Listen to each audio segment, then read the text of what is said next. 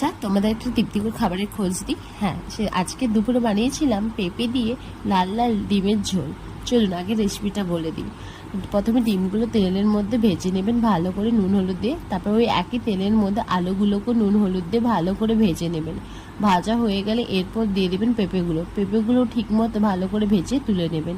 তারপর ওই একই কড়ার মধ্যে একটু তেল নিয়ে তারপর গরম মশলার ফোড়ন দিয়ে দেবেন।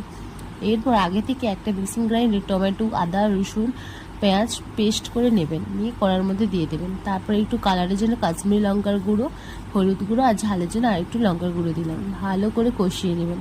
কষানো হয়ে গেলে বাটি ধুয়ে যেটা জলটা দিয়ে দেবেন। হ্যাঁ, বাটিটাকেও ছাড়া যাবে না। তারপর ভেজে রাখা আলু আর পেঁপেগুলো ওর মধ্যে দিয়ে ভালো করে মিক্স করে নেবেন। ভালো করে মিক্সড হয়ে গেলে এরপর জল দিয়ে দেবেন আর স্বাদ মতো নুন দিয়ে দেবেন। এরপর ঝোলটা একটু ফুটে এলে গাঢ় হয়ে এলে ওর উপর দিয়ে ডিমগুলো দিয়ে দেবেন।